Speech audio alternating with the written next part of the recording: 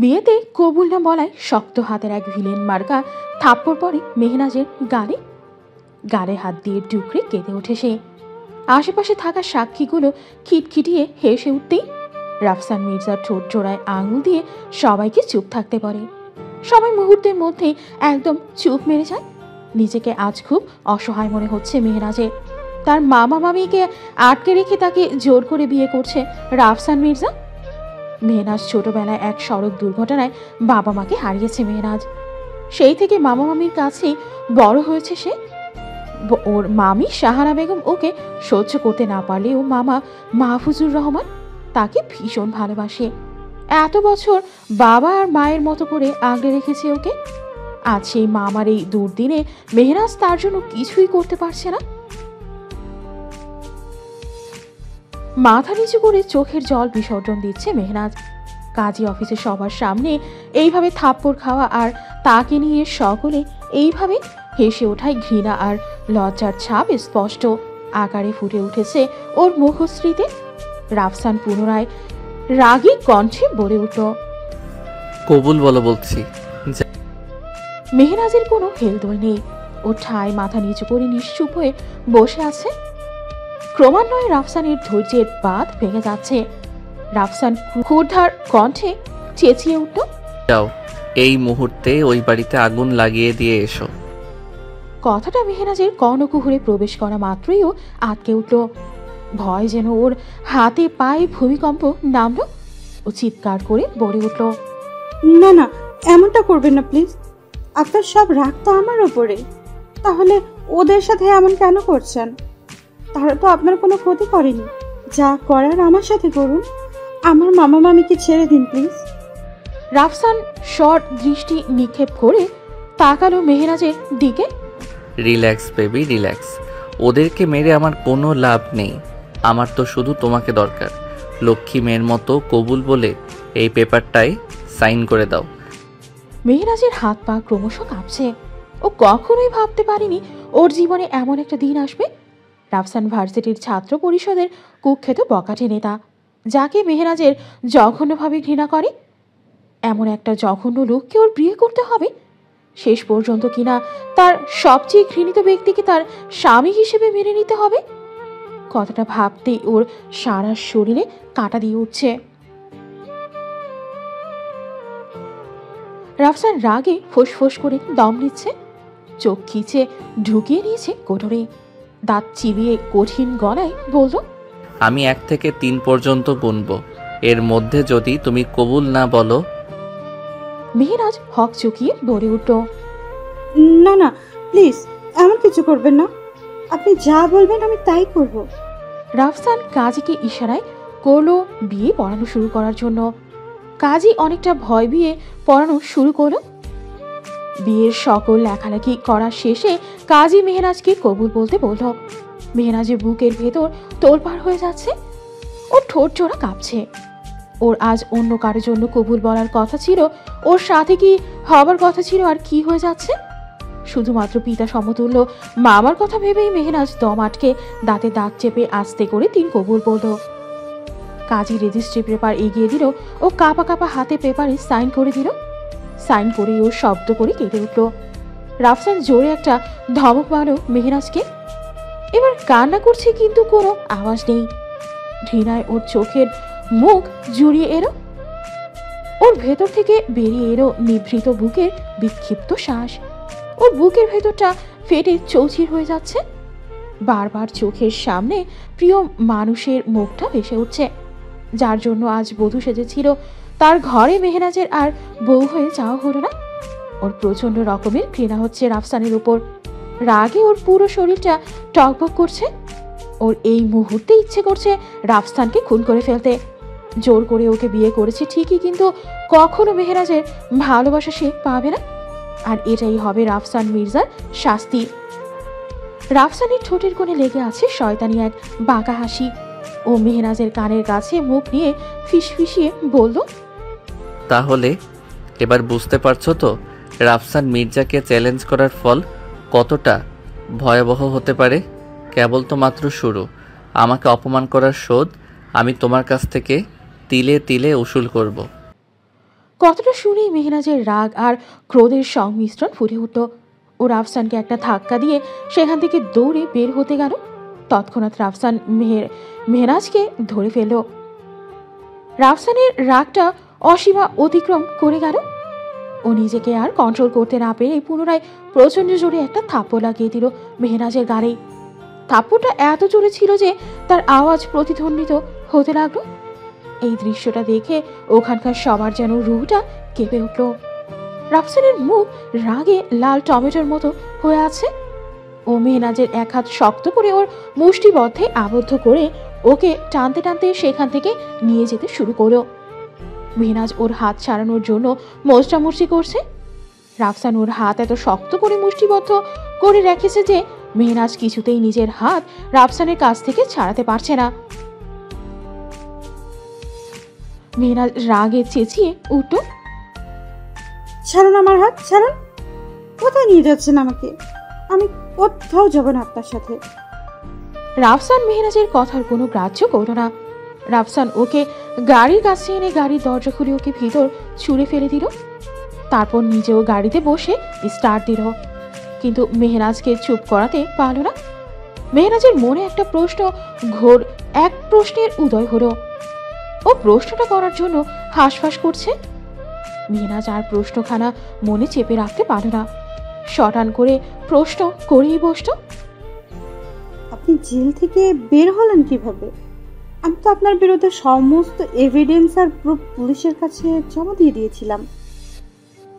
এতক্ষণ মেহনাজের সব বক বক চুপ করে শুনলেও মেহনাজের এই প্রশ্নটা শুনে জোরে ব্রেক কষে গাড়িটা থামিয়ে দিল রাফসান। মেহনাজের দিকে তাকিয়ে হো হো শব্দে হেসে উঠল। মেহনাজ বিস্ময়ে ঘোর চিত্তে রাফসানের দিকে তাকিয়ে আছে। ওর এই হাসির পেছনে মেহনাজ এক রহস্যময় গন্ধ পাচ্ছে, কিন্তু রহস্যটা ঠিক কি তা ওর কাছে বোধগম্য হচ্ছে না।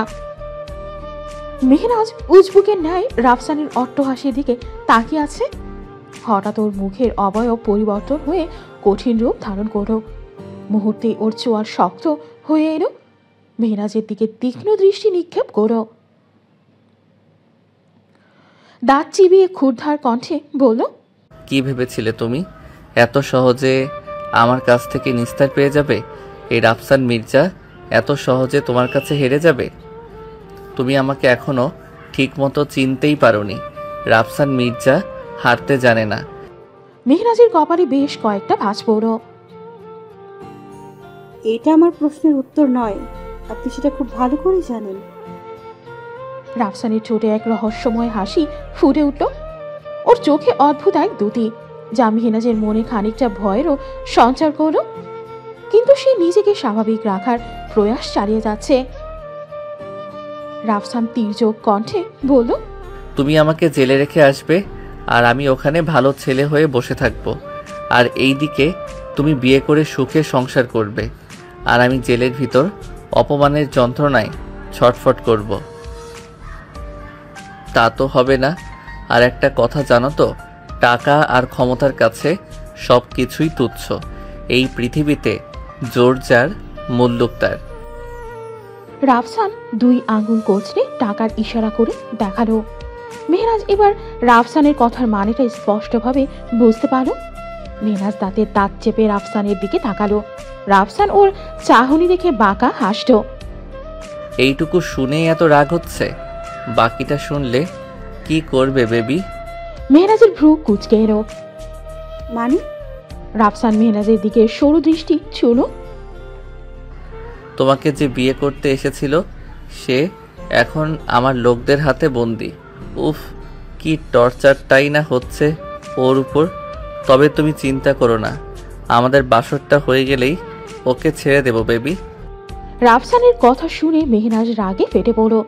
ওর চোখ থেকে যেন আগুন ঝরছে। রাফসানের প্রতি ঘৃণায় ওর চোখ মুখ জড়িয়ে এলো। ছি, আপনি একটা জঘন্য প্রকৃতির মানুষ। আপনার সাথে বাসর অসম্ভব। আমি আপনাকে ঘৃণা করি। I hate you. কথাটা শেষ করার আগেই রাফসান মেহনাজের গাল দুটো শক্ত করে চেপে ধরল। ওর চোখের গভীরে যেন মেহনাজের প্রতি দহন জ্বলে উঠল। ওর চোখে জ্বলছে দগ্ধ অগ্নিশিখা। রাফসান চোয়াল কটমট করে বলল, খুব তেজ না তোর? আজ তোর সব তেজ আর অহংকার ভেঙে গুড়িয়ে দেব। মেহনাজের চোখে মুখে রাফসানের প্রতি ঘৃণার ছাপ স্পষ্ট আকারে ফুটে উঠল। ও তপ্ত এক শ্বাস নিয়ে কঠিন গলায় বলল, ছাড়ুন আমাকে। রাফসান ঠোঁট কামড়ে এক শয়তানি হাসি দিল। তোমাকে ছেড়ে দিলে আমাদের বাসরটা হবে কি করে মেহু বেবি? মেহনাজ আক্রোশে ফুঁসছে। ওর ভেতর থেকে বেরিয়ে এলো বিক্ষিপ্ত শ্বাস। ও রাফসানের হাতটা এক ঝটকায় সরিয়ে দিতে যাবে, তৎক্ষণাৎ রাফসান ওর গাল দুটো আরো শক্ত করে চেপে ধরো। ও আস্তে আস্তে মেহনাজের ঠোঁটের দিকে এগোতে শুরু করলো। ও যেই না মেহনাজকে কিস করতে যাবে, তখনই মেহনাজ রাফসানের গালে কষে একটা থাপ্পড় মারল। কিন্তু রাফসান এবার একটু রাগ করল না, তপ্ত এক নিঃশ্বাস টেনে বলল, কেন যে একই ভুল করো বারবার? রাফসান মেহনাজের দুই হাত পেছনে ধরে অন্য হাত দিয়ে ওর চুলের মুঠি ধরে ওকে আরো কাছে নিয়ে আসলো। তারপর ওর গলাটা কিছুটা শক্ত করে চেপে ধরল। মেহনাজের শ্বাস বন্ধ হয়ে আসছে। ও নিঃশ্বাস নেবার জন্য ছটফট করছে, কিন্তু পারছে না। মেহনাজের চোখ দিয়ে টপ টপ করে পানি পড়া শুরু করলো। রাফসান ওর দিকে তাকিয়ে পৈশাচিক এক হাসি দিল। এইটুকুতেই কাঁদলে হবে? সামনে তো আরো কান্না বাকি আছে বেবি। তারপর মেহনাজকে এক ঝটকায় কিছুটা দূরে সরিয়ে দিল। মেহনাজ জোরে জোরে শ্বাস নিচ্ছে। মুহূর্তের মধ্যেই ক্রোধে মেহনাজের চোখ মুখ লাল হয়ে গেল। ও বিক্ষিপ্ত স্বরে আওড়ালো, ছি, আপনি একটা অমানুষ। মেহনাজের কথায় রাফসান হেসে দিল। কিছু না করতে অমানুষ করলে কি করবে? তারপর মেহনাজের মাথাটা সামনে এনে ওর কানে ফিস ফিস করে বলল, তোমার ওই ঠোঁট আমাকে নেশা ধরিয়ে দিচ্ছে। তারাই আছি, তাই এই মুহূর্তে ঠোঁটের স্বাদটা নিতে পারলাম না। তবে এরপর তোমার সাথে যা যা হবে তার জন্য নিজেকে তৈরি করে নাও। পর মুহূর্তে রাফসান ওকে ছেড়ে দিয়ে ড্রাইভিংয়ে মন দিল। মেহনাজ হা করে রাফসানের দিকে তাকিয়ে আছে।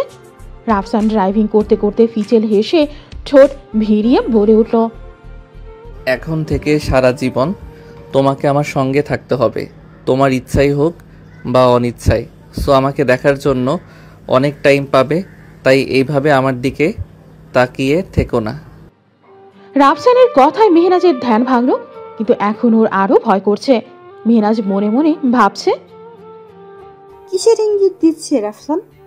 কি করতে চাইছে ও আমার সাথে? খারাপ কিছু নয় তো? না না, আর ভাবতে পারছে না মেহনাজ। যেভাবেই হোক ওকে তো রাফসানের হাত থেকে নিজেকে রক্ষা করতেই হবে, আর সেটা যে কোনো মূল্যে। এভাবে আবার চিল্লাচিল্লি শুরু করো, গাড়ি থামান, আমি নামবো।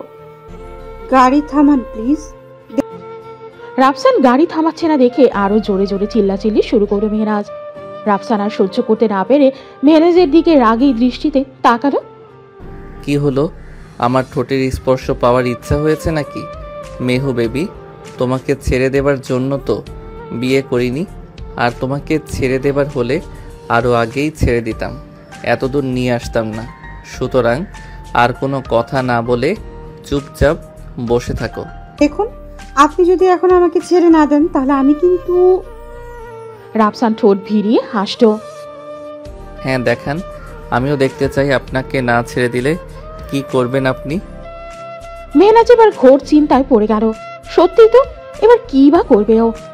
মেহনাজ মনে মনে কিছু একটা ভাবলো। আপনি যদি এই মুহূর্তে আমাকে ছেড়ে না দেন তাহলে আমি চলন্ত গাড়ি থেকে লাফ দেব।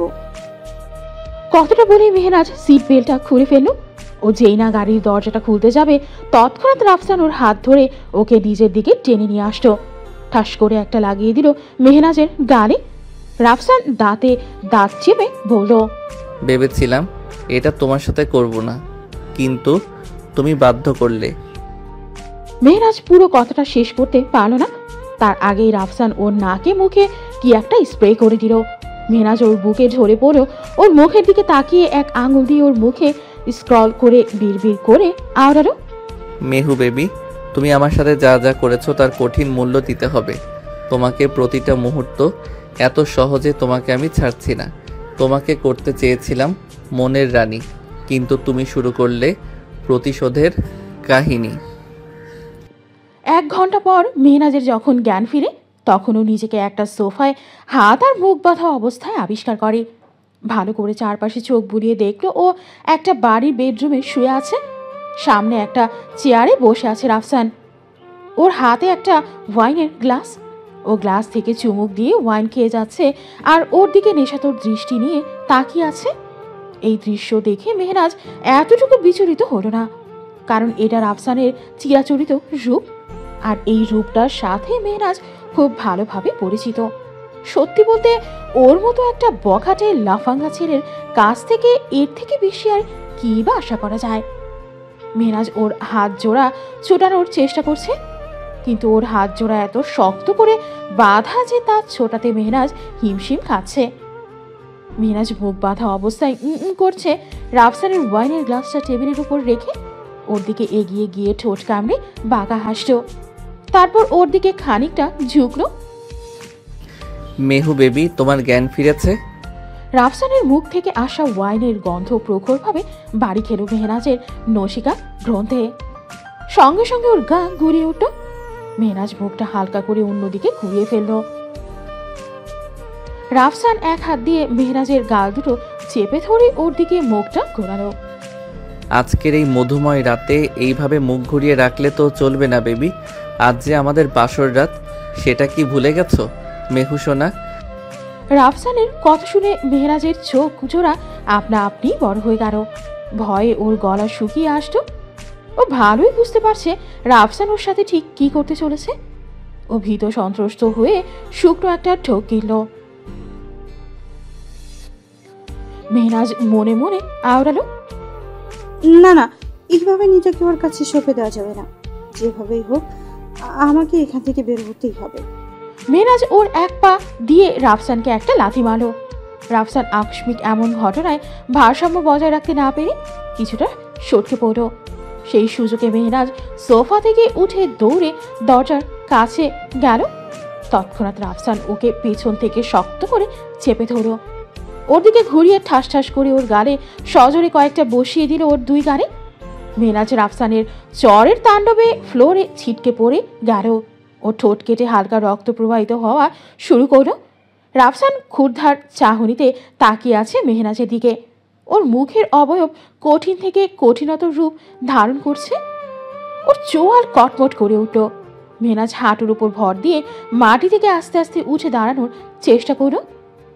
সঙ্গে সঙ্গে রাফসান ওর দিকে তেড়ে এসে সজোরে ওর আরো দুটো থাপ্পড় দিল। ওর গলা চেপে ধরল। এত বড় সাহস তোর! তুই আমাকে লাথি মারিস? তোর দেয়া প্রথম থাপ্পড়ের দাগটা আমার মনে এখনো কাটার মতো বিঁধে আছে। আজ তোকে আমি এতটা যন্ত্রণা উপহার দেব যে তুই সারা জীবন মনে রাখবি। আজ এই ফুলশয্যা তোর জন্য কণ্টক সজ্জায় পরিণত হবে। কথা বলেই রাফসান মেহনাজের চুলের মুঠি ধরে ওকে খাটের উপর ধাক্কা মেরে ফেলে দিল। মেহনাজ উঠে যেতে উদ্যত হলো, তার আগেই রাফসান উঠে সমস্ত ভার ওর উপর ছেড়ে দিল। মেহনাজ নিজেকে ছাড়ানোর জন্য উত্থাল পাথাল করছে। এতে করে রাফসানের রাগ আরো বেড়ে গেল। ও মেহনাজের গালে ঠাস ঠাস করে কয়েকটা বসিয়ে দিল। থাপ্পড়ের তাণ্ডবে কানে ঝিঝি ধরে গেছে। ওর মাথা চক্কর মারছে। মেহনাজ ব্যথায় কুকড়ে উঠল, কিন্তু রাফসানের সেই দিকে কোনো খেয়াল নেই। ব্যথায় ওর চোখের কানিশ বেয়ে অশ্রুধারা গড়িয়ে পড়ছে। রাফসানের চোখে মুখে পৈশাচিক উন্মাদনার ছাপ স্পষ্ট। ওর কষ্ট রাফসানের অন্তরিক্ষে এক অনাবিল প্রশান্ত এনে দিচ্ছে। হঠাৎ রাফসান ওর শেরওয়ানি খুলতে শুরু করলো। রাফসানকে শেরওয়ানি খুলতে দেখে মেহনাজ আর নিজেকে ধরে রাখতে পারল না। ও জোরে জোরে কেঁদে উঠল। প্লিজ আমার সাথে এমনটা করবেন না। কেন আমার এত বড় সর্বনাশ করছেন? মেহনাজের কথা শুনে রাফসান কিছু না বোঝার ভান করল। সর্বনাশ? আরে বেবি, সর্বনাশ কেন করতে যাব? এটা তো আমার অধিকার। আপনার অধিকার? মানে কিসের অধিকার? আমি বিয়েটাই মানি না। ভুলে যাবেন না আপনি আমাকে জোর করে বিয়ে করেছেন। ওইসব বলে এখন আর কোনো লাভ নেই বেবি। এখন আমাদের মধ্যে একটা সম্পর্ক আছে।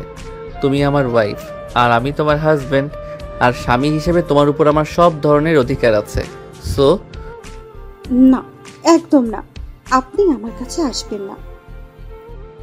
রাফসান ডেভিল স্মাইল দিয়ে একটানে ওর শেরওয়ানিটা খুলে ফ্লোরে ছুঁড়ে মারল। মেহনাজ কিছু বলতে যাবে তার আগেই রাফসান খাটের উপর রাখা কাপড়টা দিয়ে পুনরায় ওর মুখ বেঁধে ফেলল। তারপর ওর স্বামীর অধিকার আদায়ে ব্যস্ত হয়ে পড়ল। মেহনাজ নিজেকে বাঁচানোর জন্য ছটফট করা শুরু করলো, কিন্তু অনেক চেষ্টা করেও নিজেকে বাঁচাতে ব্যর্থ হলো। এক পর্যায়ে ও ছটফট করা বন্ধ করে দিল। ওর চোখের কোণ দিয়ে অনর্গল পানি গড়িয়ে পড়ছে, কিন্তু সেদিকে রাফসানের কোনো হুঁশ নেই। ও মেহরাজের নেশায় আসক্ত হয়ে গেছে, ডুব দিয়েছে মেহরাজের নেশা ভরা জারে। মেহরাজের চোখের পানির স্রোত আরও বেড়ে গেল। ওর চোখের সামনে ভেসে উঠল ওর ভালোবাসার মানুষটার ছবি। ওর বুকের ভেতরটা হাহাকার করছে, দুমড়ে মুচড়ে ছারখার হয়ে যাচ্ছে ওর অন্তরিক্ষ। ওর অক্ষিকুটোর জল ঢেউয়ের তোড়ে আসতে পড়ছে চোখের কার্নিশ বেয়ে। ওর চোখের পানিতে রাফসানের রাগ তুঙ্গে উঠে গেল। ও মেহরাজকে মাত্রাতিরিক্ত কষ্ট দেওয়া শুরু করলো। মেহরাজ আর সহ্য করতে না পেরেও ব্যথায় ডুকরে কেঁদে উঠল। রাফসান আস্তে আস্তে মেহরাজকে সমস্তভাবে ওর দখলে করে নিল, আষ্টে পৃষ্ঠে জড়িয়ে নিল ওকে। মেহরাজ ঠোঁট উল্টে রাফসানের অত্যাচার সহ্য করছে।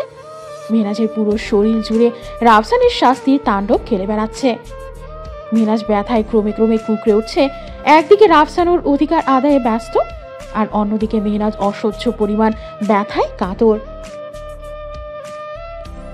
রাফসান নিজের সমস্ত অধিকার আদায় করে তার তৃপ্তি পূরণ করে মেহরাজকে রুমের মধ্যে রেখে বাহিরে থেকে তালা মেরে চলে গেল। আর মেহরাজ পাশে রাখা একটা কম্বল গায়ে পেঁচিয়ে চুপচাপ বিছানার এক কোণে বসে কাছে। ওর চোখ মুখ জড়িয়ে এলো একরাশ ঘৃণায়, রাগে আর আক্রোশে ওর ভেতরটা যেন ফেটে যাচ্ছে। আজ ওর নিজেকে নিজের কাছে কেমন যেন একটা আগাছা মনে হচ্ছে। ঘৃণা হচ্ছে নিজের প্রতি নিজের। ওর সব স্বপ্ন আর আশা আজ ভেঙে চুরে চুরমার হয়ে গেছে। ওর চোখের সামনে ভেসে উঠল ভার্সিটির নবীন বরণের কালো অধ্যায়ের সেই দিনটা। ঢাকার নামকরা এক ভার্সিটি, নর্থ সিটি, বড় আর বিলাসবহুল এক ভার্সিটি। ভার্সিটির চারপাশটা সবুজ ঘাসে ঘেরা। ভার্সিটির আশেপাশে কোথাও এতটুকু ময়লা জমে নেই। খুব পরিপাটি করে সাজানো পুরো ভার্সিটিটা। বিশাল একটা খোলা মাঠ। ভার্সিটির পুরো মাঠে রাউন্ড করা বিভিন্ন রকমের ফুল লাগানো। ফুলের গন্ধে ভার্সিটির চারিপাশটা মোমো করছে। এত সুন্দর মনোরম একটা পরিবেশ যা দেখলে এমনিতেই সবার প্রাণ জুড়িয়ে যায়। ভার্সিটির চারপাশটা ভালো করে একবার যে চোখ বুলিয়ে দেখবে সেই মুগ্ধ হবে। এই ভার্সিটিতে অ্যাডমিশন নেওয়ার সকল স্টুডেন্টদের স্বপ্ন। যার রেজাল্ট খুব ভালো তাকে এখানে ম্যানেজিং কমিটির পক্ষ থেকে ফ্রিতে লেখাপড়া করার সুযোগ দেওয়া হয়। মেহনাজ তাদের মধ্যেই একজন। মেহনাজের ছোট থেকেই স্বপ্ন ছিল নামকরা বড় একটা ভার্সিটিতে পড়ার, কিন্তু ওর বাবা আর মা নেই। মামা আর মামির সংসারে বড় হয়েছে। ওর মামা ওকে ভালোবাসলেও সে তার মামির দুই চোখের বিষ।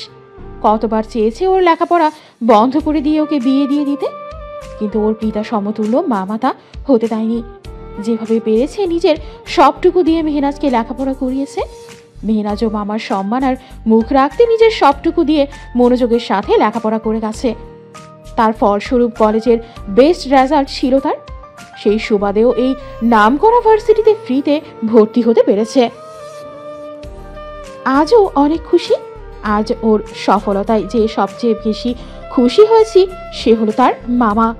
তবে আজ যদি ওর বাবা আর মা বেঁচে থাকতো, হয়তো ওর সফলতায় আরো অনেক বেশি খুশি হতো। পিতা সমতুল্য মামার প্রাণোচ্ছল হাসি মুখটা দেখে মনে মনে প্রতিজ্ঞা করেছে এই ভার্সিটি থেকে সে ভালো স্কলারশিপ নিয়ে বের হবেই হবে। ভার্সিটিতে আজ নবীনবরণ অনুষ্ঠান। ওদিকে আগেই বলে দিয়েছিল নবীনবরণ অনুষ্ঠান উপলক্ষে মেয়েরা মেরুন কালারের শাড়ি পরবে আর ছেলেরা পরবে অলিভ কালারের পাঞ্জাবি। মেহনাজ শাড়ি পরে হাঁটতেই পারছে না, কারণ শাড়ি পরার তার তেমন একটা অভ্যাস নেই, কিন্তু বাধ্য হয়ে ওকে শাড়ি পরে আসতে হয়েছে। আজকে ওকে খুব সুন্দর লাগছে। ও শাড়ির সাথে ম্যাচিং করে কানের দুল, গলায় একটা স্টোনের হার আর দুই হাতে ম্যাচিং করে চুড়ি পরেছে। ওর চোখে টানা করে কাজল দেওয়া, কোমর পর্যন্ত লম্বা চুলগুলো ছেড়ে দিয়ে কাঁধের একপাশে দিয়ে রেখেছে। বেশিরভাগ ছেলেরা ওর দিকেই তাকিয়ে আছে, কিন্তু এই দৃশ্য আড়ালে দাঁড়িয়ে থাকা একজনের সহ্য হচ্ছে না। ওর ভেতরটা নিদারুণ হিংসায় জ্বলে পুড়ে ছারখার হয়ে যাচ্ছে। তার ইচ্ছে করছে ছেলেগুলোকে মেরে এখান থেকে বের করে দিতে। সে আড়াল থেকে প্রেমাতুর দৃষ্টিতেও ও মেহরাজকে পা থেকে মাথা পর্যন্ত চোখ বুলিয়ে দেখে যাচ্ছে। তার চোখ জোড়া মেহরাজের দিকে বিমোহিতভাবে আটকে আছে। তার চোখ জোড়ায় যেন মেহরাজকে দেখার অনেক দিনের কাতর পিপাসা লুকিয়ে আছে। মেহরাজের শাড়ি পরে এলোমেলো পদায়ন তার মনের মাঝে যেন ঢেউ তুলে দিচ্ছে। তার বুকের ভেতরে ক্রমে ক্রমে ভালোবাসার ঝড় বয়ে যাচ্ছে। মেহরাজ মেইন গেটের একটি কর্নারে দাঁড়িয়ে ওর বেস্ট ফ্রেন্ড লুবনার জন্য অপেক্ষা করছে। এই ভার্সিটিতে ও তেমন কাউকে চিনে না, শুধু তার ক্লোজ ফ্রেন্ড লুবনাকে ছাড়া। লুবনা আর ও একই কলেজে লেখাপড়া করেছে, আর সেই সুবাদে একই ভার্সিটিতে ভর্তি হয়েছে। লুবনা ওর মতো অত ভালো স্টুডেন্ট না, তবে ও বড় লোক বাবার একমাত্র মেয়ে, তাই ওর এই কলেজে ভর্তি হতে তেমন বেগ পেতে হয়নি। লুবনার সাথে মেহরাজের আকাশ পাতাল ব্যবধান, কিন্তু এতটুকু অহংকার নেই লুবনার মধ্যে। মূলত লুবনা মেহরাজকে ছাড়া কিছুই বোঝে না। গলায় গলায় ভাব ওদের, আত্মার সম্পর্ক ওদের দুইজনের মধ্যে। মেহরাজ লুবনার জন্য প্রায় আধ ঘন্টা ধরে গেটের সামনে দাঁড়িয়ে অপেক্ষা করছে। অপেক্ষা করতে করতে ওর বেশ বিরক্তি ধরে গেছে। প্রায় 10 মিনিট পর লুবনা অনেকটা দৌড়ে দৌড়ে হাঁপাতে হাঁপাতে ভার্সিটিতে প্রবেশ করলো। মেহরাজ কপাল কুঁচকে ওর দিকে তাকিয়ে আছে। লুবনা মৃদু হেসে বলল, সরি দোস্ত, আসলে শাড়ি পরতে লেট হয়ে গেছে, রাগ করিস না প্লিজ। এই থাম তো, তুই কবে সময় মতো এসেছিলি বলতো? সব সময় তুই লেট করিস, কলেজেও করতি, এখন ভার্সিটিতেও শুরু করলি। লুবনা মেহরাজকে আলতো করে এক পাশ থেকে জড়িয়ে ধরো, গাল ভরা হাসি ছড়িয়ে দিয়ে বলল, বেস্টি, জানিস যে দোস্ত আমার, আর রাগ করে থাকিস না, একটু হাস প্লিজ প্লিজ প্লিজ। মেহরাজ আর লুবনার উপর রাগ করে থাকতে পারল না। ও ঠোঁটে জোড়া প্রশস্ত করে হেসে দিল। আড়ালে থাকা ব্যক্তিটা তার বুকের বাঁ পাশে হাত রেখে প্রেমভুর কণ্ঠে আওড়ালো, উফ মেরি জান, তোমার ওই হাসিতে আমি নতুন করে আবারও ঘায়েল হলাম। I love you, I love you, I love you জানো, really I love you so much. খুব তাড়াতাড়ি তোমাকে আমার মনের কথা বলে দেব, সারা জীবনের জন্য জড়িয়ে নেব আমার ভালোবাসার বাহুডোরে। আধ ঘন্টা পর নবীনবরণ অনুষ্ঠান শুরু হয়ে গেল। ভার্সিটির সকল প্রফেসর একে একে স্পিচ দেওয়া শুরু করলো। পুরো মাঠে ছাত্রছাত্রীদের ভিড়ে পা ফেলানোর জায়গাটুকু নেই। মেহরাজ আর লুবনা ভিড়ের মধ্যে ঠাটাঠাটি করে এক জায়গায় জড়সড় হয়ে দাঁড়িয়ে প্রফেসরদের স্পিচ শুনছে। হঠাৎ কেউ একজন পেছন থেকে মেহরাজের শাড়ির আঁচল ধরে সজোরে টান মারল। মেহরাজ সঙ্গে সঙ্গে ওর বুকে এক হাত দিয়ে আঁচলটা চেপে ধরে ঘুরে পেছনের দিকে তাকালো। দেখলো পাঞ্জাবি পরা লম্বা একটা ছেলে দাঁড়িয়ে আছে। মেহরাজ রাগে চোখ মুখ খিচে ছেলেটার গাড়ে জোরে একটা থাপ্পড় বসিয়ে দিল। আকস্মিক এমন ঘটনায় ছেলেটা একদম ভরকে গেল। পর মুহূর্তে মেহরাজ ছেলেটার পাঞ্জাবির কলার ধরে চেঁচামেচি শুরু করলো। ওর চেঁচামেচিতে সবার আকর্ষণ মেহরাজের দিকে ফিরল। কয়েকজন প্রফেসর সহ আরো কয়েকজন মেহরাজের দিকে দ্রুত গতিতে এগিয়ে আসতো। তাদের মধ্যে ইংলিশ ডিপার্টমেন্টের প্রফেসর সাখাওয়াত হোসেন উদ্বিগ্ন হয়ে হড়বড় গতিতে বলে উঠল, কি ব্যাপার, কি হয়েছে এখানে, এত হইচই কিসের? মেহরাজ ছেলেটাকে দেখিয়ে রুক্ষ কণ্ঠে বলে উঠল, স্যার, এই ছেলেটা ভিড়ের মধ্যে আমার সাথে অসভ্যতা করেছে, ও আমার শাড়ির আঁচল ধরে টান দিয়েছে। সাখাওয়াত হোসেন ছেলেটার দিকে চোখ তুলে তাকালেন। সঙ্গে সঙ্গে ওনার মুখের কথা বন্ধ হয়ে গেল। উনি আশ্চর্যান্বিত দৃষ্টিতে ছেলেটার দিকে তাকিয়ে আছে। সে বিস্মিত কণ্ঠে বলে উঠল, রাফসান তুমি? ছি রাফসান, ছি, তোমার কাছ থেকে এটা আমি মোটেও আশা করিনি। তুমি দলের সভাপতি হয়ে যদি মেয়েদের সাথে অসভ্যতামি করো, তাহলে বাকিরা তোমার কাছ থেকে কি শিখবে? সাখাওয়াত হোসেনের কথা শুনে রাফসান একদম বাকরুদ্ধ হয়ে গেল।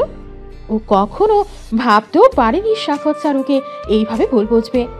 উনি এতদিন ধরে ওকে এই চিনল। এবার ওর পরিচয়টা দেওয়া যাক।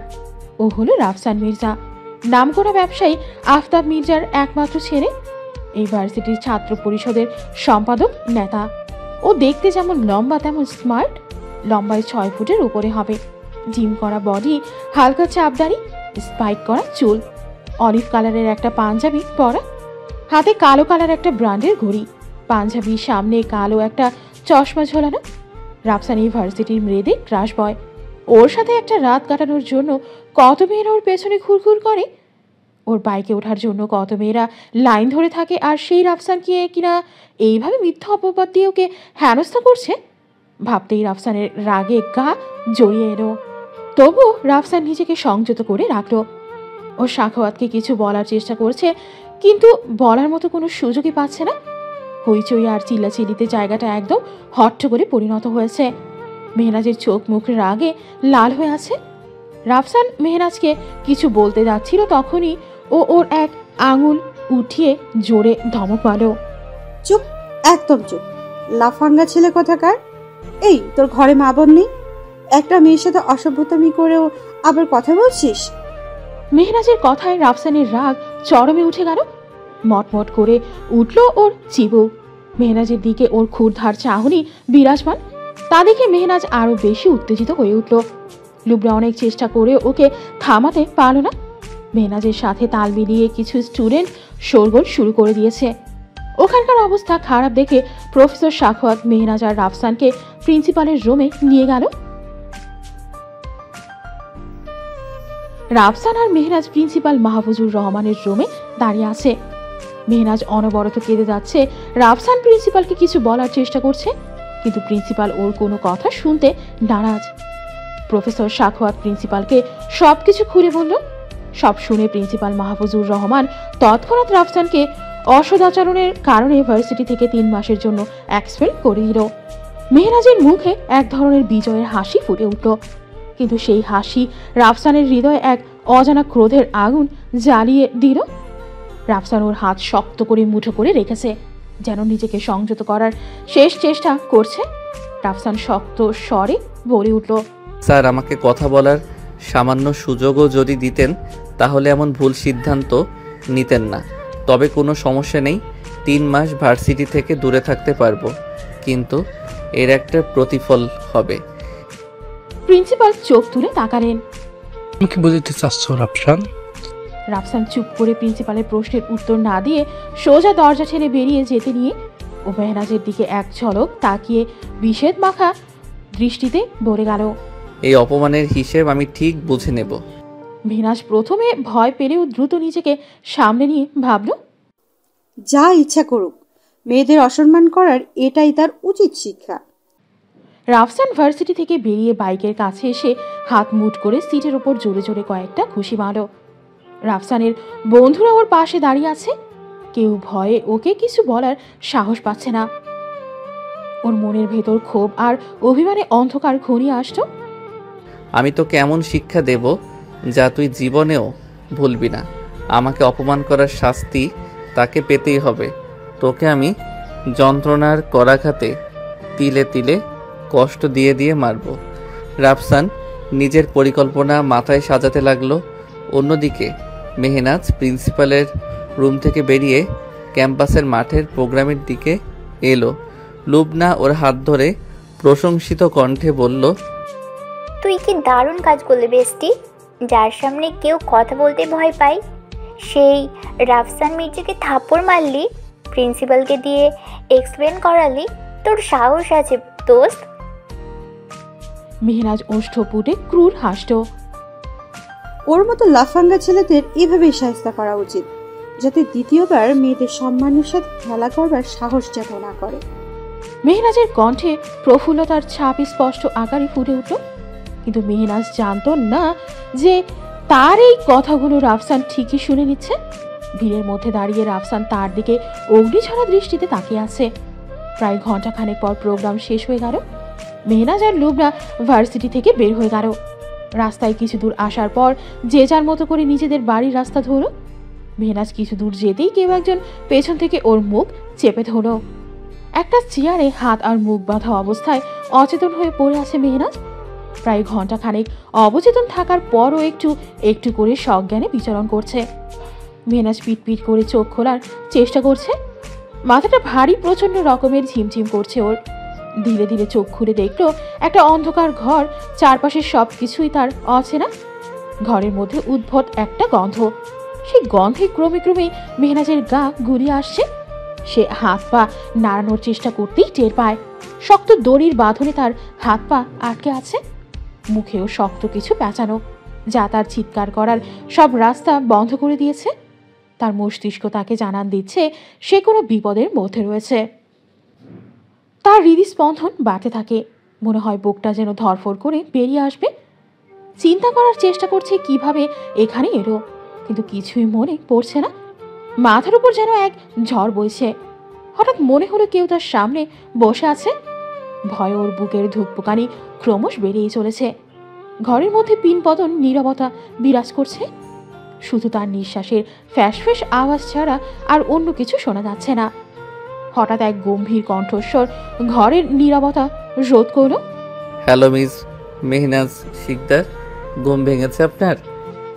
কণ্ঠস্বরটা মেহনাজের কর্ণকুহরে প্রবেশ করা মাত্রই ও চমকে উঠল।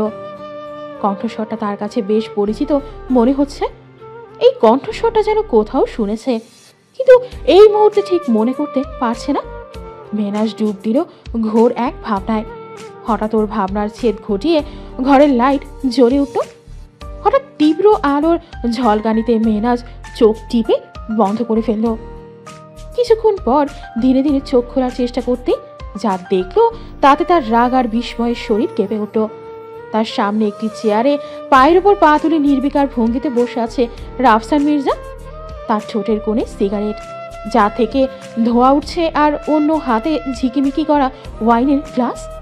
রাফসানের মুখে এক ধরনের বিদ্রুপের হাসি, যেন সে পুরো পরিস্থিতিটা উপভোগ করছে। রাফসান সিগারেটের ধোঁয়াটা ধীরে ধীরে ছেড়ে ঠান্ডা কণ্ঠে বলল, কেমন লাগছে মিস শিকদার?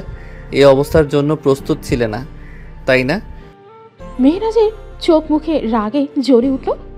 রাগে তার সমস্ত শরীর থরথর করে কাঁপছে। সে হাত পা বাঁধা অবস্থাতেও নিজেকে মুক্ত করার জন্য ছটফট করতে লাগলো। মুখ দিয়ে কোনো শব্দ বের করতে না পারলেও তার চোখের দৃষ্টি যেন চিৎকার করে কিছু বলতে চাইছে। রাফসান খানিকটা শব্দ করে হেসে উঠল। ও, তোমার এই তীক্ষ্ণ দৃষ্টি আর রাগ আমাকে আরো বেশি বিনোদন দিচ্ছে মিস মেহনাজ। সত্যি বলতে আমি এটা উপভোগ করছি। তুমি আমার সঙ্গে যা করেছো তার জন্য এটা ন্যায্য শাস্তি। তবে চিন্তা করো না, এটা তো কেবলমাত্র শুরু। কথাটা বলে রাফসান ওয়াইনের গ্লাসটা একটা টেবিলের উপর রেখে বসা থেকে উঠে মেহনাজের কাছে এগিয়ে এলো। সিগারেটটা ঠোঁটে ধরে তাতে লম্বা একটা টান দিয়ে সিগারেটের ধোঁয়া ছাড়লো ওর মুখ বরাবর। সিগারেটের গন্ধে মেহনাজের যেন দম বন্ধ হয়ে আসছে। ধোঁয়াতে ওর চোখ দুটো জ্বালা করছে। ও সিগারেটের গন্ধ একদম সহ্য করতে পারে না। ওর চোখ জোড়া লাল হয়ে উঠল, চোখ দিয়ে টপ টপ করে পানি পড়তে শুরু করলো। মেহনাজের চোখের পানি দেখে রাফসান অস্থির হয়ে পড়ল। ওর চোখের পানির প্রতিটা ফোঁটা যেন রাফসানের কলিজায় গিয়ে আঘাত করছে। এতক্ষণ রাগের বশে ওর কোনো হুঁশ ছিল না। রাফসান দ্রুত উঠে গিয়ে সিগারেট দানিতে সিগারেটটা নিভিয়ে ফেলল। টিস্যু বক্স থেকে কিছু টিস্যু এনে মেহনাজের চোখের পানি মুছে দিতে ওর চোখের দিকে হাত বাড়ালো। তৎক্ষণাৎ মেহনাজ ওর মুখটাকে অন্যদিকে ঘুরিয়ে ফেলল। রাফসান ওর এক হাত দিয়ে মেহনাজের গাল দুটো কিছুটা শক্ত করে চেপে ধরে মুখটা ওর বরাবর ঘোরালো। তারপর টিস্যু দিয়ে খুব সুন্দর করে আলতো আলতো ভাবে যত্ন সহকারে ওর চোখের পানি মুছে দিল। মেহনাজের চোখে রাফসানের জন্য ঘৃণা যেন জলজল করছে, কিন্তু এতে রাফসানের কোনো হেলদোল নেই। রাফসানের মেহনাজের মুখ থেকে কাপড়টা খুলে দিল।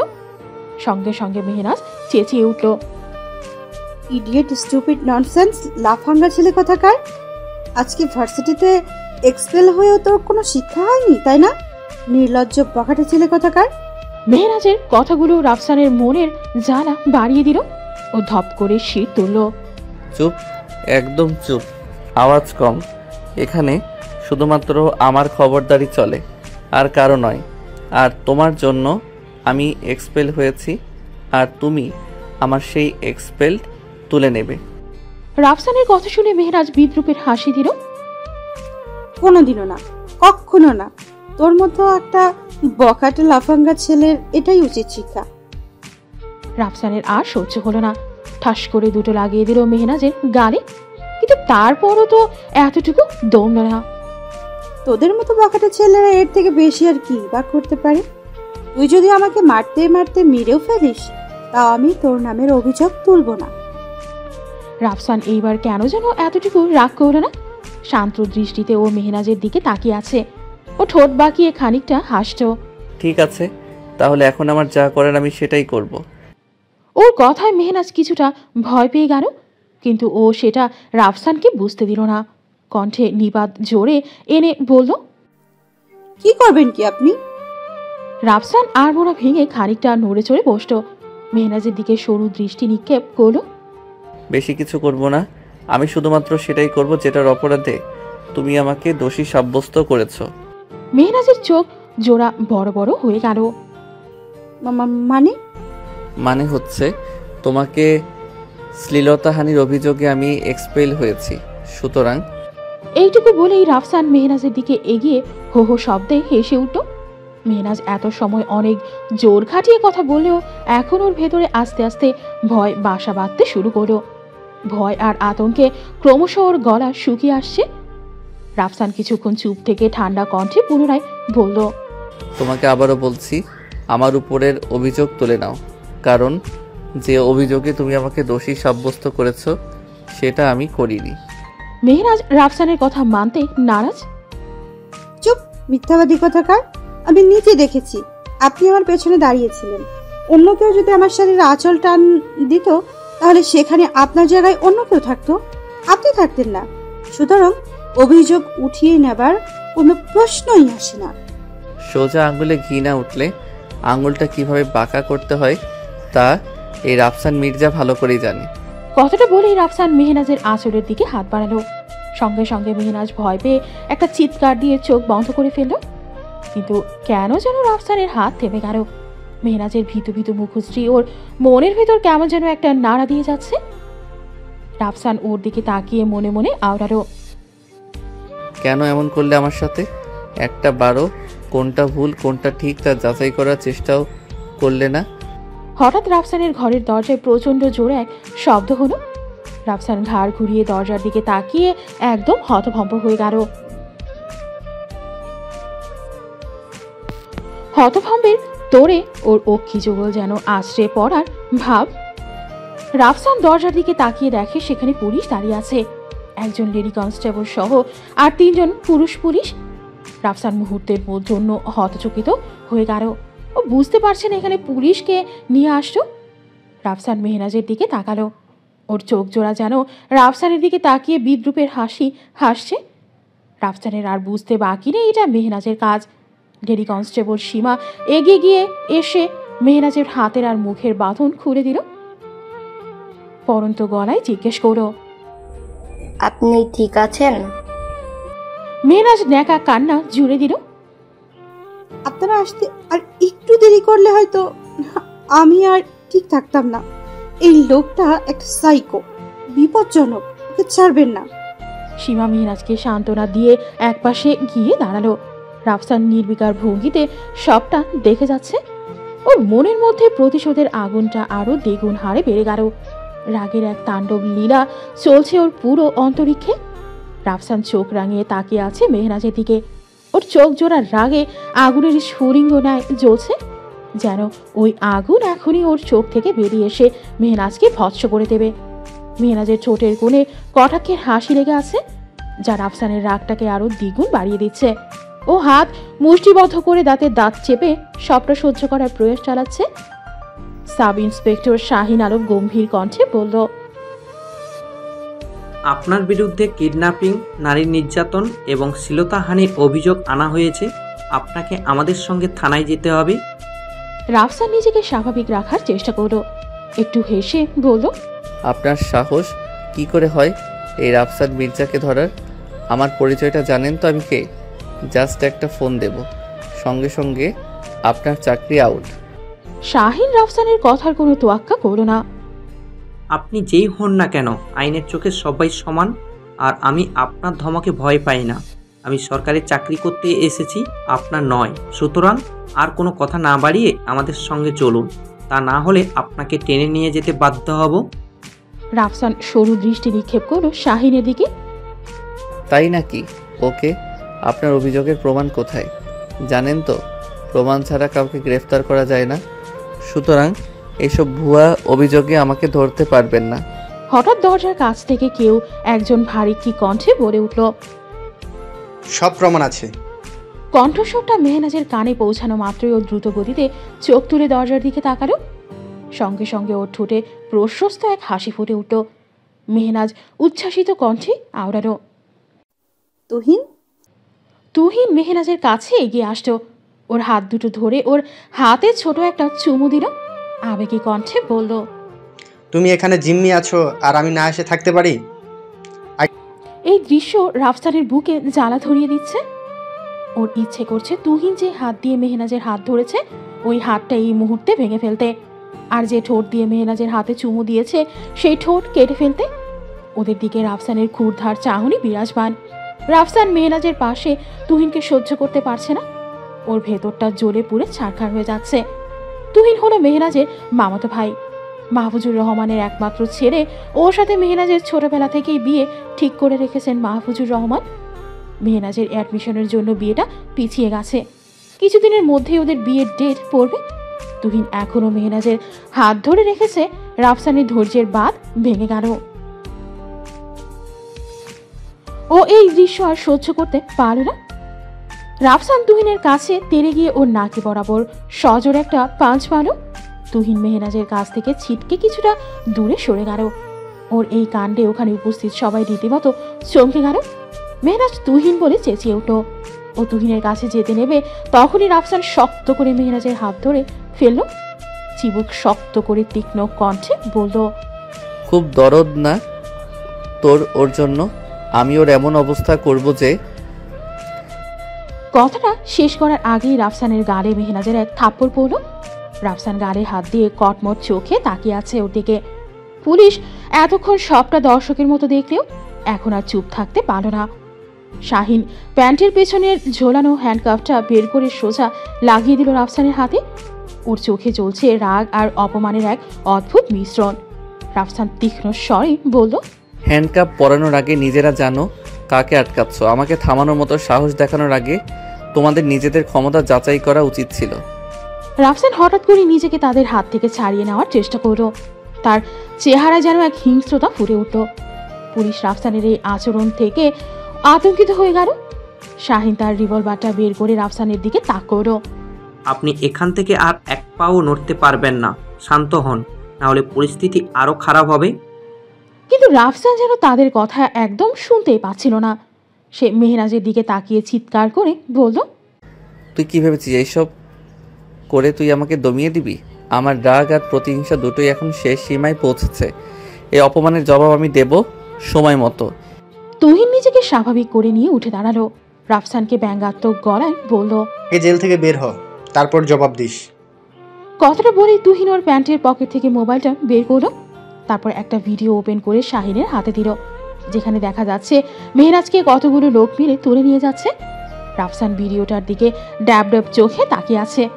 তুহিন সবাইকে ঘটনাটা খুলে বলা শুরু করলো। আমি নাজুকে আনার জন্য ভার্সিটির দিকে যাচ্ছিলাম, তখনই দেখলাম কিছু লোক ওকে মুখ চেপে টেনে হিসড়ে গাড়িতে উঠিয়ে নিচ্ছে। আমি ছিলাম একা, আর ওরা ছিল বেশ কয়েকজন। আমি কিছুতেই ওদের সাথে পেরে উঠতাম না, তাই আমি সঙ্গে সঙ্গে আমার ফোন বের করে ভিডিও অন করে পুরোটা ভিডিও করে রাখি, সাথে গাড়ির টেমপ্লেটও। তারপর আমার এক সার্জেন্ট বন্ধুর সাহায্যে আমি সেই গাড়ির মালিকের নাম ঠিকানা বের করি। তারপর জানতে পারি সেই গাড়ি রাফসান মির্জার। তারপর এই ভিডিও আমি থানায় নিয়ে দেখাই। ওরা নাজুর ফোন নাম্বার ট্র্যাক করে ওই লোকেশন অবধি পৌঁছেছে। রাফসান তুহিনের কথায় এতটুকু বিচলিত হলো না, উল্টো হেসে উঠল, এই ভিডিওটা কিন্তু প্রমাণ করে না আমি ওকে কিডন্যাপ করিয়েছি। কোনো প্রত্যক্ষদর্শী বা চাক্ষুষ প্রমাণ নেই যার ভিত্তিতে আমাকে অপরাধী প্রমাণ করবে। রাফসানের কথা শুনে মেহনাজ বিদ্রূপের হাসি দিল। ওর ব্যাগের কাছে এসে ভিতর থেকে ওর মোবাইল ফোনটা বের করলো। মোবাইলে লক খুলে একটা অডিও চালু করলো, যেখানে রাফসান আর মেহনাজের কথোপকথন শোনা যাচ্ছে। যা শুনে রাফসান তো বিস্ময়ের চরম শিখরে পৌঁছে গেল। ও উজবুকের ন্যায় তাকিয়ে আছে মেহনাজের দিকে। মেহনাজ রাফসানের দিকে তাকিয়ে বাঁকা হাসলো। মিস্টার রাফসান মির্জা, আপনি নিজেকে যতটা চালাক মনে করেন, আপনি আসলে ততটা চালাক নন। আপনার লোকজন যখন আমাকে বুক চেপে গাড়িতে উঠিয়েছিল, তখন আমি পুরোপুরি অজ্ঞান হইনি। আমার তখনও সেন্স ছিল। আমি চিৎকার করতে পারতাম, কিন্তু আমার সেই চিৎকার কারো কানে পৌঁছাতো না। তাই আমি বুদ্ধি করে আমার ফোনের সাউন্ড রেকর্ডার অপশন চালু করে রাখি, যাতে করে আমার হচ্ছে বা কি হবে তার এভিডেন্স যেন আমার কাছে থাকে। রাফসানের সমস্ত কথা বন্ধ হয়ে গেল। ও আর কিছু বলতে পারলো না, নিচের দিকে তাকিয়ে আছে। নিজের পরাজয়টা কোনোভাবেই মেনে নিতে পারছে না, কিন্তু তার মনের ভেতরে এক অদ্ভুত চাপা ক্রোধ কাজ করছে, যেটা তার চোখে স্পষ্টভাবে ফুটে উঠেছে। অন্যদিকে মেহনাজ চোখে মুখে তৃপ্তির ঝিরিক। পুলিশ রাফসানকে শক্ত করে ধরে গাড়ির দিকে নিয়ে যেতে লাগলো। রাফসান হাঁটতে হাঁটতে একবার পেছন ফিরে মেহনাজের দিকে তাকালো। তার চোখে যেন প্রতিশোধের ছাপ। মেহনাজ তার চোখে চোখ রেখে দাঁড়িয়ে আছে। ও বিন্দুমাত্র বিচলিত হলো না, তার মুখে দৃঢ়তার প্রকাশ পাচ্ছে। রাফসান ধীর কণ্ঠে হিসিয়ে মেহনাজকে বলল, গল্পটা এখানেই শেষ নয়, খুব তাড়াতাড়ি আবার আমাদের দেখা হবে। তখন এই অপমানের প্রতিশোধ আমি ঠিকই নেব, আর সেই দিনটার জন্য তৈরি থেকো। মেহনাজ ঠোঁটের কোণে হালকা হাসি এনে উত্তর দিল, এই গল্প যত লম্বাই হোক না কেন, ন্যায়ের সামনে সেটা শেষ হবেই। এবার তোমার নিজের ভুলের ফল ভোগ করার সময় এসে গেছে। রাফসানকে পুলিশের গাড়ির কাছে আনা হলো। রাস্তায় চারপাশে লোকজনের ভিড় জমে গেল। সবাই বিস্ময়ের সাথে তাকিয়ে দেখছিল রাফসান মির্জার এই পতন। কিছু লোক ফিসফিস করে বলছিল, এত ক্ষমতাবান মানুষ দেখো এখন কেমন করে মাথা নিচু করে যাচ্ছে। রাফসান হাত মুষ্টিবদ্ধ করে সবটা সহ্য করার চেষ্টা করছে। রাফসান পেছন ঘুরে মেহনাজের দিকে আরো একবার তাকালো। মেহনাজের ঠোঁটের কোণে ব্যঙ্গাত্মক এক হাসি লেগে আছে, যা রাফসানের রাগটাকে আরো দ্বিগুণ বাড়িয়ে দিল। পুলিশ রাফসানকে ধাক্কা দিয়ে ভেতরে ঢুকিয়ে দিল। পুলিশের গাড়ির দরজা বন্ধ হয়ে গেল। গাড়িটা চলতে শুরু করলো। চারপাশের ভিড় ধীরে ধীরে ছত্রভঙ্গ হতে লাগলো। মেহনাজ নিজের ব্যাগ তুলে নিয়ে তুহিনের হাত ধরে হাঁটতে শুরু করলো। তার মনে হালকা প্রশান্তি, কিন্তু এই জয়ের পেছনের লড়াইটা তার মনে গভীর দাগ কেটে গেছে। রাফসান গাড়ির ভেতর বাকরুদ্ধ হয়ে বসে আছে। রাফসান তপ্ত এক শ্বাস নিল, ঠোঁটে ঠোঁট চেপে ধরল, ক্রোধান্বিত চিত্তে আওড়ালো, খুব তাড়াতাড়ি তোমার সাথে আমার আবার দেখা হবে মেহু বেবি, আর এমনভাবে এমন জায়গায় দেখা হবে তা তুমি কল্পনাও করতে পারবে না। Just wait and watch. এক হাঁটু সোজা রেখে অন্যটা ভাঁজ করে সেটার উপর এক হাত রেখে বসে আছে রাফসান। জেলের দেওয়ালের সাথে মাথা ঠেকিয়ে চোখ বন্ধ করে আজকের সব ঘটনাগুলো ভাবছে। সবকিছু কেমন যেন একটা ধোঁয়াশার মতো লাগছে ওর কাছে। ঘটনাগুলো একটার পর একটা মাথায় সাজাতে শুরু করলো। হঠাৎ ওর মনে পড়ে গেল, তুহিন যে গাড়ির নাম্বার প্লেটের কথা বলছিল, সেটা তো ওর নামে এখনো পর্যন্ত রেজিস্ট্রেশন করাই হয়নি। এমনকি এখনো পর্যন্ত কোনো নাম্বার প্লেটও লাগানো হয়নি, কারণ ওটা ব্ল্যাক গাড়ি ছিল। কথাটা ভাবতেই ওর মাথায় চক্কর দিয়ে উঠল। ও বুঝতে পারলো তুহিন আর মেহনাজ মিলে ওকে সম্পূর্ণভাবে বোকা বানিয়েছে। কিন্তু ওর দৃঢ় বিশ্বাস এই সমস্ত প্ল্যানিং মেহনাজের, কারণ মেহনাজের তুখোর আর উপস্থিত বুদ্ধি সম্পর্কে ভালোই জানা আছে রাফসানের এই বোকামির জন্য নিজের উপর ভীষণ রাগ হলো। জেলের দেয়ালে এক ঘুষি মেরে ব্যথা অনুভব করেও যেন রাগের আগুন প্রশমিত করতে পারল না। চোখের সামনে বারবার মেহনাজের মুখটা ঘুরপাক খাচ্ছে। সাধারণ একটা মেয়ে ওর মতো একজনকে কিভাবে এত বড় ফাঁদে ফেলল, ভাবতেই ওর রাগ আরো মাথাচাড়া দিয়ে উঠল। কিন্তু এত সব করে কি করে করলো সেটাই বুঝতে পারছে না সে।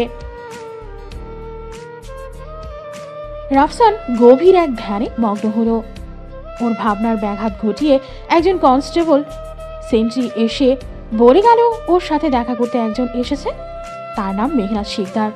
কথাটা শুনে রাফসানের ঠোঁটের কোণে এক রহস্যময় হাসি ফুটে উঠল। এই হাসির মানে একমাত্র রাফসান ছাড়া আর কেউ জানে না। রাফসানকে সেল থেকে বের করে অন্য একটা রুমে রাখা হলো। ছোট্ট একটা রুমটায় বিশেষ কিছু নেই। রুমটা আংশিক অন্ধকারে চেয়ে আছে। ওর মাথার উপর ছোট একটা ড্রিম লাইট নিভু নিভু করে জ্বলছে। একটা ছোট টেবিলে তার দুই সাইডে ছোট দুইটা চেয়ার, যেটার একপাশে রাফসান বসে আছে। রাফসান অধীর আগ্রহে অপেক্ষা করছে মেহনাজের জন্য, কারণ ওর সাথে অনেক হিসাব বাকি আছে। আর এখন থেকেই সেই সমস্ত হিসেবের কাউন্টিং শুরু হবে ওর। কিছুক্ষণ পর রাফসান কারো পায়ের আওয়াজ শুনতে পেল, যা শুনে ও বুঝতে পারলো মেহনাজ এসেছে। ও নিজেকে স্বাভাবিক করেই কিছুটা নড়ে চড়ে বসল। মেহনাজ খুটখুট পায়ে শব্দ করে রুমে প্রবেশ করলো। ওর দিকে রাফসান বিস্ময়কর দৃষ্টিতে তাকিয়ে আছে, কারণ এই রূপে কোনোদিনও ওকে দেখেনি রাফসান। ওর পরনে হালকা ধূসর রঙের একটা টপস, ডার্ক ব্লু রঙের জিন্স, সাথে ক্রিম কালারের ডেনিম জ্যাকেট, ব্ল্যাক কালারের ব্ল্যাক হিল, কানে ম্যাচিং করা দুল, হাতে ব্রেসলেট, চোখে গাঢ় টানা কাজল আর আইলাইনার সাথে সানগ্লাস, ঠোঁটে গাঢ় লাল লিপস্টিক আর চুলগুলো উঁচু করে ঝুটি করা। সব মিলিয়ে জাস্ট ওয়াও। সানগ্লাস খুলে টপসের সাথে আটকে দিয়ে অন্য পাশে চেয়ারে বসল মেহনাজ। মুখে অন্যরকম এক অ্যাটিটিউড ভাব আর ঠোঁটের কোণে বাঁকা হাসি। দুই হাত একসাথে মুচড়ে ঘাড়ের পাশে রেখে রাফসানের দিকে তাকালো সে। মেহনাজ রাফসানকে উদ্দেশ্য করে সরু কণ্ঠে বলল, কেমন আছেন মিস্টার নেতা সাহেব? রাফসান আজ ওর হাবভাব দেখে একদম অবাক। রাফসান ভ্রু কুচকে ওর দিকে তাকিয়ে আছে।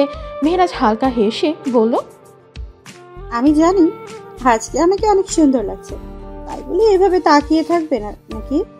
মেহনাজের কথায় রাফসান যেন পুরাই বোকা বনে গেল। মেহনাজ ওর সামনে একটা চুটকি মারল। ও হ্যালো, কোথায় হারিয়ে গেলেন? রাফসান দাঁত খিচিয়ে হিসিয়ে বলল, গেমটা খুব ভালোই খেলেছেন মিস মেহনাজ শিকদার। রাফসানের কথা শুনে মেহনাজ অট্ট হাসিতে ফেটে পড়ল।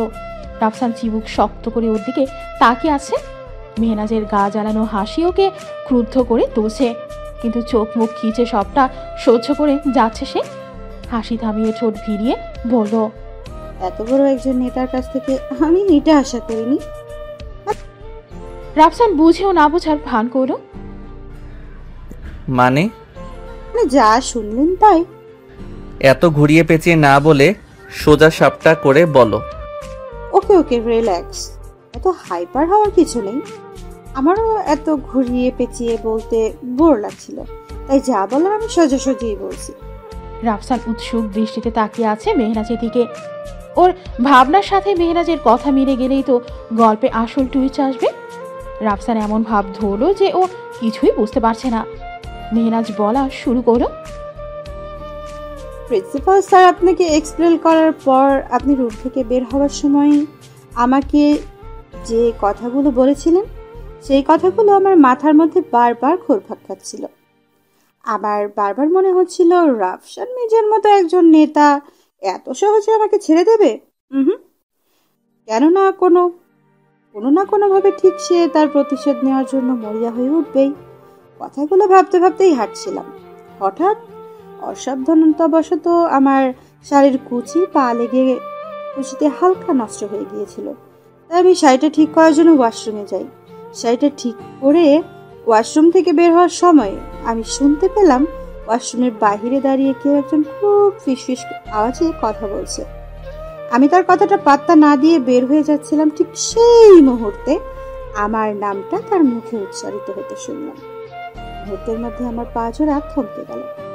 সঙ্গে সঙ্গে মোবাইলের রেকর্ডিং অপশনটা চালু করে তার সমস্ত কথা রেকর্ড করে নিলাম। তারপর যখন কথা বলা শেষ হয়ে গেল, শটান তার সামনে গিয়ে দাঁড়ালাম। তাকে দেখে বুঝতে পারছিলাম সে আমার আকস্মিক উপস্থিতিতে একদম বিস্মিত হয়ে গেছে। আতঙ্কের একটা ছাপ ফুটে উঠেছিল ওর চোখে মুখে। আমি সেই সুযোগটাকে কাজে লাগাই, আমার মোবাইলের রেকর্ডিংটা তার সামনে চালু করে দেই। রেকর্ডিংটা শুনে সে ভয়ে থরথর করে কাঁপতে শুরু করলো। এক পর্যায়ে সে আমার হাতে পায়ে ধরে ক্ষমা চাইতে শুরু করলো। আমি তার ভয়টাকে সুনিপুণভাবে হাতিয়ার হিসেবে ব্যবহার করি, পুলিশ আর জেলের ভয় দেখাই। তখন সে আমাকে গল গল করে আপনার সমস্ত প্ল্যানিং এর কথা বলে দেয়। তারপর তার সাথে আমার একটা দারুণ ডিল হয়। কথাগুলো বলে মেহরাজ খানিকটা দম নিল। রাফসান পুরো কথা শোনার জন্য মরিয়া হয়ে আছে। কি হলো, থেমে গেলে কেন? পুরোটা শেষ করো। ওয়েট, এত তারা কিসের? মেহরাজ আবারও বলতে শুরু করলো।